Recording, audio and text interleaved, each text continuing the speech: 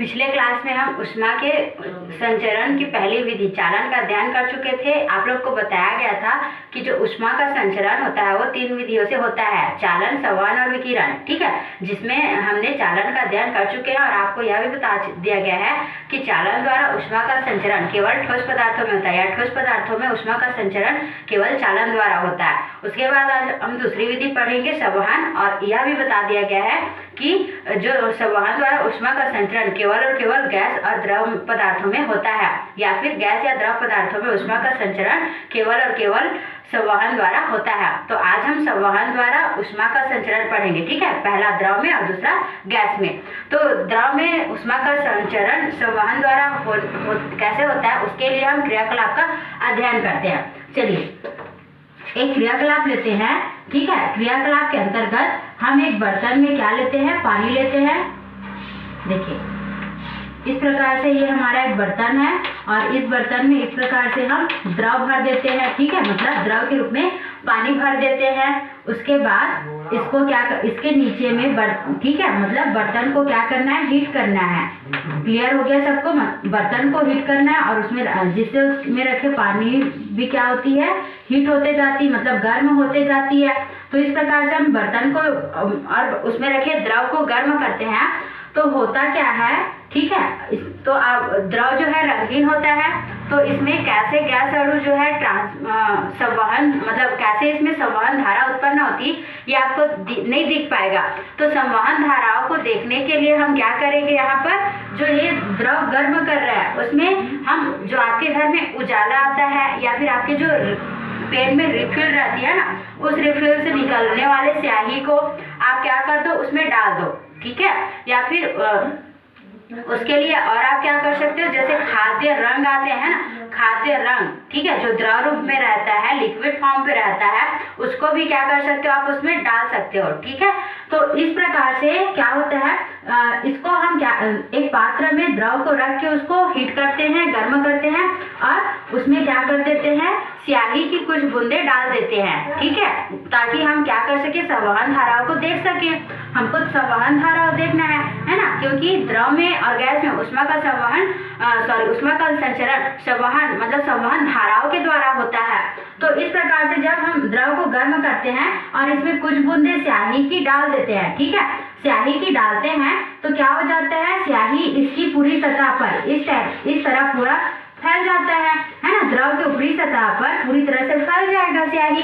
और क्या देखो यहाँ पे मैं लिख देती हूँ, ये हमारा क्या है, स्याही है जिसको हमने डाला है द्रव में। ठीक है, तो इस प्रकार से स्याही क्या हो जाता है, द्रव की सतह पर पूरी तरह से फैल जाता है। अब जब हम इसको क्या करते हैं, द्रव को गर्म करते हैं, तो सबसे पहले ये जो बर्तन है, जो ठोस है ना, वो गर्म होगा। और वो कैसे गर्म होगा आपको पता है ना, कि जिस हिस्से को ऊष्मा मिल रही है वहाँ ठोस के जो अणु होंगे वो ऊष्मा को ग्रहण करेंगे और कंपन न होने लगेंगे, और कंपन न होने के कारण अपने अगल बगल चारों तरफ जो अणु रहेंगे उसको भी ऊष्मा देंगे। ठीक है, और चूंकि उन अणुओं के संपर्क में द्रव के भी अणु रहते हैं, है ना, तो देखो ये ठोस का अणु है और इस प्रकार से ठोस के अणु ऊष्मा को ग्रहण करता है और कंपन न करने लगता है। कंपन न करने के कारण देखो, अब इस मान लो ये अणु कंपन न हो रहा है तो इसके संपर्क में द्रव के अणु है, ये अणु है, ये अणु है, तो इस प्रकार से अपनी ऊष्मा इसको और इसको दे देता है ना। समझ में आ रही है? तो इस प्रकार से बर्तन भी पूरी तरह से गर्म हो जाता है और बर्तन के संपर्क में जितना द्रव आ रहा है वो भी क्या हो जाता है, गर्म हो जाता है। तो इस प्रकार बर्तन के संपर्क में जो जितने भी द्रव है उसके अणु गर्म हो जाते हैं और गर्म होके हल्की हो जाते हैं। ठीक है, आया समझ में? क्यों हल्की हो जाते हैं, क्योंकि जब वो गर्म होता है ना, तो द्रव के जो अणु होते हैं वो जनरली किसमें बदलने लगते हैं, वाष्प में बदलने लगते हैं। ठीक है, जनरली वाष्प में बदलने लगते हैं। तो होता क्या है, जब वो क्या हो जाते हैं, गर्म होते हैं तो हल्की हो जाता है, और हल्की होने के कारण वो क्या हो जाएंगे, अब नीचे जो हल्का होता है वो नीचे से ऊपर क्या हो जाता है, उड़ने लगता है। तो वैसे ही जब ये क्या हो जाते हैं, यहाँ पे द्रव के अणु गर्म होते हैं तो नीचे से ऊपर की ओर चलने लगते हैं। ठीक है, अब इस प्रकार से हल्की होकर नीचे से ऊपर की ओर वो क्या हो जाएगा, चलने लगेगा। तो नीचे का स्थान खाली हो जाएगा, है ना, ये जो हल्का हो जाए, यहाँ के जो द्रव के अणु है वो ऊष्मा को ग्रहण करके हल्के हो जा रहे हैं और हल्के होकर के क्या हो जा रहे हैं, नीचे से ऊपर की ओर चले जा रहे हैं, तो जरूर नीचे का स्थान खाली हो जाएगा। तो क्या होता है, ऊपर में जो क्या होते हैं गर्म, ऊपर में जो क्या होते हैं यहाँ द्रव के जो ठंडे कण होते हैं वो क्या हो जाते हैं, मतलब भारी कण होते हैं, वो नीचे की ओर आने लगते हैं। तो इस प्रकार से जैसे जैसे यहाँ पे क्या हो जाएगा, भारी कण नीचे आएगा, गर्म होगा, हल्का होगा, ऊपर जाएगा, उसके बाद ये ऊपर जाता है तो फिर भारी हो जाता है ना। तो भारी होने के कारण फिर ये क्या हो जाएगा, नीचे आएगा, ठीक है, और नीचे आएगा तो फिर ये क्या मतलब ठीक है भारी हो जाएगा, और मतलब भारी और ठंडी हो जाएगा, और वो फिर नीचे आएगा, और नीचे आएगा तो फिर गर्म होगा, और फिर हल्की होकर ऊपर जाएगा। तो इस प्रकार से क्या हो जाती, ये चक्र जो है निरंतर चलते रहती है, ठीक है, चक्र निरंतर चलते रहती है। तो इसको आप कैसे देखेंगे, तो आप इसको प्रैक्टिकल आज आप खुद घर में कर लेना। घर में एक पैन को क्या कर देना, ठीक है, घर में एक पैन या फिर गिलास वगैरह जो भी है उसको आप रख देना और उसमें इंक डाल देना, ठीक है, और उसको नीचे से हीट करना, ठीक है, नीचे से हीट करना। तो होगा क्या कि नीचे से क्या होंगे, व्हाइट कलर के जो द्रव अणु होंगे ऊपर की ओर आएंगे, और ऊपर से कलर्ड अणु क्या हो जाएंगे, नीचे की ओर जाएंगे। तो जैसे जैसे वो नीचे की ओर जाएगा और ऊपर की ओर आएगा ना, वही उसकी क्या हो, मतलब वो आपको रंगीन दिखेगा क्योंकि आपने उसमें रंग डाला। तो वही क्या होता है, संवहन धारा होता है। और उसी संवहन धारा जो निरंतर रूप से चलती रहती है, और तब तक चलती है जब तक कि इस पात्र में रखा हुआ पूरा द्रव बराबर रूप से या समान रूप से गर्म ना हो जाए, तब तक जो है संवहन धारा क्या हो जाती है, चलते रहती है। और जैसे ही संवहन धारा क्या हो जाएगी, मतलब जब बर्तन में रखा तो चारों तरफ से या उसका संपूर्ण भाग क्या हो जाता है, समान रूप से गर्म हो जाता है, तो ये क्या हो जाती है, प्रोसेस जो है बंद हो जाती है। समझ में आया सबको। तो इस प्रकार से क्या होता है, इसमें संवहन धाराओं के कारण ऊष्मा का संवहन होता है, तो ठीक है, संचरण होता है। तो ये क्रिया क्या कहलाती है, संवहन कहलाती है। समझ में आया सबको। उसके बाद देखिए गैसों में कैसे ऊष्मा का संवहन होता है, ठीक है। अब सोचो क्या यही क्रिया ठोस में क्यों नहीं होती, ठोस में संवहन द्वारा ऊष्मा का संचरण क्यों नहीं हो पाता। तो यहाँ पर आप ध्यान देंगे, जब हमने यहाँ पे हीट करा तो यहाँ से जो द्रव के अणु थे वे ऊष्मा को ग्रहण करके हल्के हो गए, और हल्के होकर ऊपर की ओर चलने लगे, ठीक है। मतलब यहाँ पे द्रव का जो अणु है वो अपना स्थान को छोड़ दे रहा है ना। क्यों, क्योंकि द्रव के अणु एक दूसरे से ढीले रूप से क्या होते हैं या दुर्बलता से जुड़े होते हैं। लेकिन ठोस में क्या होता है, ठोस में जो ठोस के अणु होते हैं, आपको बताया गया था, वो इतने घनिष्ठता से इतने प्रबलता से जुड़े होते हैं कि वो अपने स्थान से हिल या डुल भी नहीं सकते, केवल क्या करने लगते हैं, कंपन करने लगते हैं, है ना। तो यही रीजन होता है कि वो क्या होते हैं, जो ठोस के अणु होते हैं वो आपस में घनिष्ठता से जुड़े होने के कारण अपने स्थान को छोड़ के नहीं जाते, और अपना स्थान बिना छोड़े ही वो ऊष्मा को क्या कर देते हैं, एक अणु से दूसरे अणु को ट्रांसफर कर देते हैं। और इस प्रकार ठोस में फिर बिना अणुओं का स्थान छोड़े ऊष्मा का संचरण हो जाता है। लेकिन संवहन में क्या होना चाहिए, संवहन धारा उत्पन्न होना चाहिए। तो संवहन धारा उत्पन्न होने के लिए ठोसों को अपना स्थान, ठोसों में जो कण है उसमें उसको अपना स्थान छोड़ना पड़ेगा, जो कि संभव नहीं होता। इसलिए ठोसों में संवहन द्वारा ऊष्मा का संचरण नहीं होता है। चलिए, तो इस प्रकार हमने देख लिया कि द्रव में कैसे ऊष्मा का संचरण होता है। आप चाहे तो आज ही अपने घर में ये प्रयोग कर लेना। आपके पास उजाला होगा, उजाला नहीं है तो इंक होगा, और इंक नहीं होगा तो आपके घर में जलेबी बनाने वाला या बूंदी बनाने वाला खाद्य रंग जरूर होगा। तो उससे आप ये प्रयोग कर सकते हो और संवहन धाराओं को देख सकते हो, ठीक है। तो इस प्रकार से द्रव में क्या होता है, ऊष्मा का संचरण संवहन द्वारा होता है। केवल इसमें क्या होता है, हीट करते हैं तो अणु ऊष्मा को, द्रव के अणु ऊष्मा को ग्रहण करते हैं और हल्के होकर ऊपर चले जाते हैं, और उसका जगह भारी अणु ले लेते हैं, और फिर वो गर्म होकर हल्के हो जाते हैं, फिर ऊपर की ओर जाते हैं। तो इस प्रकार ये क्या हो जाएगा, चक्र जारी रहता है जब तक हम उसको गर्म करते हैं, और मतलब तब तक जब तक द्रव का संपूर्ण भाग आपस में पूरी तरह से ऊष्मा समान ना कर ले, ठीक है, या उसके संपूर्ण भाग में ऊष्मा जब तक बराबर ना हो जाए, समान ना हो जाए। चलिए अब देखते हैं कि वायु में कैसे संवहन द्वारा क्या होता है, ऊष्मा का संचरण होता है, ठीक है। तो इसके लिए मैं यहाँ पे एक समुद्री और उसका तट बनाती हूँ, ठीक है, जिसके द्वारा आप लोग अच्छे से यह समझ सकते हैं। देखिए,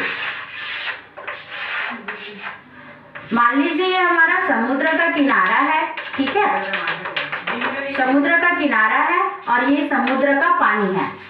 देखो ये समुद्र का किनारा हो गया मान लेते हैं ना, और ये क्या है, समुद्र का पानी है। क्लियर, ठीक है, ये समुद्री तट है और ये समुद्र का पानी है, ठीक है। अब देखिए यहाँ पे हम सन मतलब सूर्य कितने टाइम उपस्थित रहता है, दिन के समय, है ना। तो ये क्या है, दिन का समय है, ठीक है।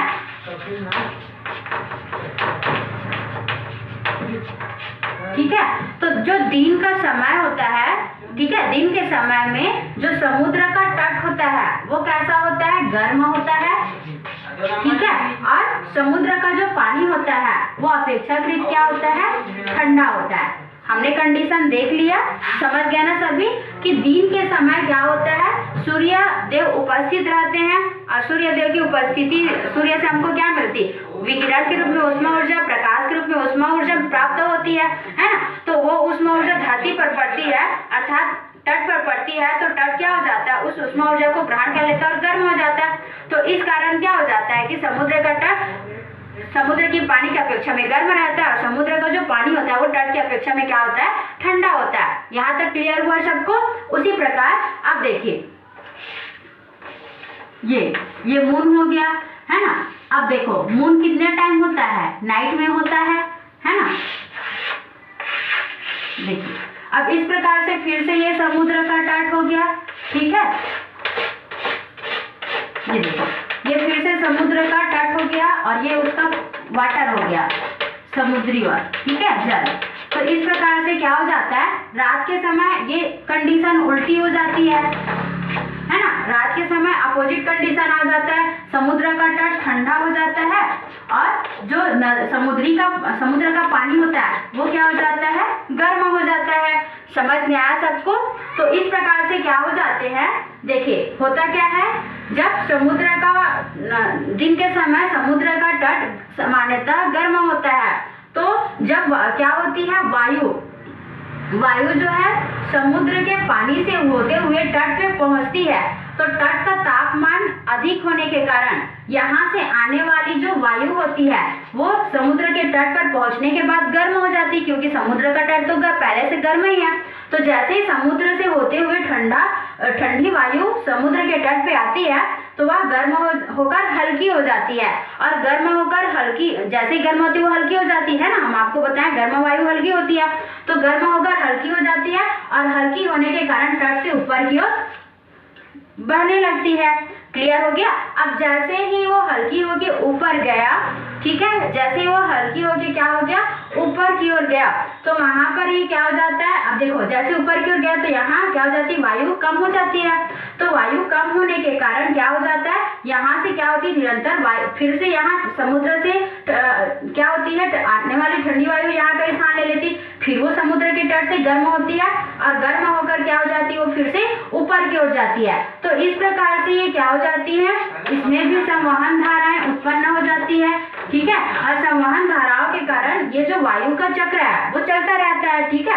यहाँ से वायु ठंडी होके ऊपर की ओर, मतलब गर्म होके ऊपर की ओर जाती है, फिर वहाँ यहाँ से जो ठंडी वायु रहती है वो उनका ही स्थान ले लेती है, और इस प्रकार से ये चक्र निरंतर क्या होता है, चलता रहता है वायु का, ठीक। अब देखिए यहाँ पे कंडीशन आता है। अब यहाँ पे होता क्या है, तो समुद्र का तट ठंडा होता है और पानी जो है गर्म होती है। तो होता क्या है, यहाँ पे पानी गर्म होने के कारण यहाँ से जो वायु गुजरती है वो गर्म हो जाती है, और गर्म होने के कारण हल्की हो जाती है, और हल्की होकर वो ऊपर की ओर प्रवाहित होने लगती है, ठीक है। और जैसे यहाँ से मतलब वायु गर्म होकर ऊपर की ओर जाती है, तो यहाँ से क्या हो जाती है, तट से आने वाली ठंडी वायु उनका ही स्थान ले लेती है, ठीक है, और उनका ही स्थान ले लेती है, ठीक है, और फिर से वो गर्म हो जाती है और गर्म होकर ऊपर की ओर चलने लगती है।